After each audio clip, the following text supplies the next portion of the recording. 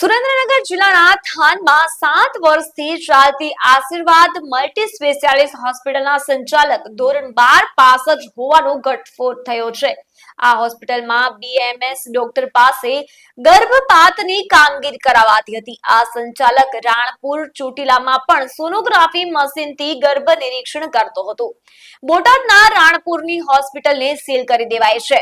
થાનની આશીર્વાદ હોસ્પિટલના સંચાલક ડોક્ટર રાજેશ ગોજિયા, ડોક્ટર પટેલ ઉર્ફે દિનેશ પરસાડિયા અને નીતાબેન જીંજુવાડિયા સામે સોનોગ્રાફી મશીન રાખી ગર્ભ નિરીક્ષણ કરવાની ફરિયાદ નોંધાયા બાદ સંચાલક માત્ર ધોરણ 12 પાસ અને તબીબનો અભ્યાસ બીએમએસ હોવા છતાં ગર્ભપાત કરતો હોવાનું ખુલ્યું છે।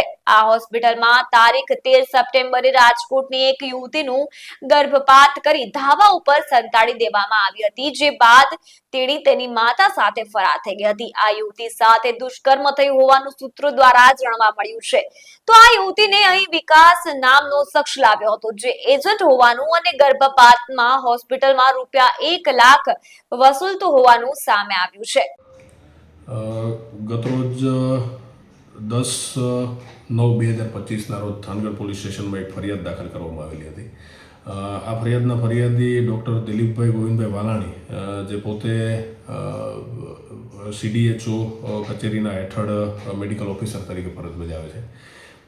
એમની ફરિયાદ મુજબ થાનગઢમાં આવેલું આશીર્વાદ મલ્ટી સ્પેશિયાલિટી હોસ્પિટલ જે છે, આ હોસ્પિટલની અંદર જે છે એ એમને કોઈપણ રીતે ભ્રૂણ હત્યા બાબતેની જાણકારી મળેલી હતી અને એની તપાસ કરી અને એની ખરાઈ કરી અને પછી ત્યારબાદ એમણે જે છે એ પોલીસ ફરિયાદ નોંધાવવા માટે થઈને કાર્યવાહી થાનગઢ પોલીસ ખાતે કરેલી હતી।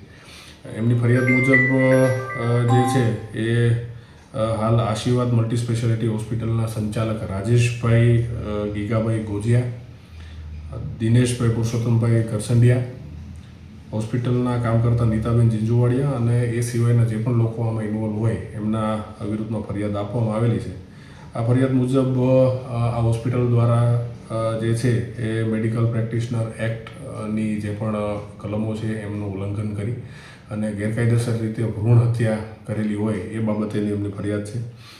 આ ફરિયાદના આધારે થાનગઢ પોલીસ સ્ટેશનમાં બીએનએસની કલમ 88, 94, કલમ 54 અને MTP એક્ટ 1971ની કલમ 3 અને 4 મુજબ જે છે એ ગુનો દાખલ કરવામાં આવેલો છે અને જે પણ આરોપીઓ છે એમની પણ ધોરણસર અટક કરી અને આગળની કાયદેસરની કાર્યવાહી જે છે હાથ ધરવામાં આવેલી છે। અને હાલ જે છે એ તપાસ આગળ કઈ વ્યક્તિ જે છે એમનું આ ભ્રૂણ હત્યા એમના ઉપર થયેલી છે અને કોણ ભોગ બનનાર છે, કોણ બીજા વ્યક્તિઓ આમાં ઇન્વોલ્વ છે, એ દિશામાં હાલ તપાસ જે છે થાનગઢ પોલીસ સ્ટેશનમાં ચાલુ છે।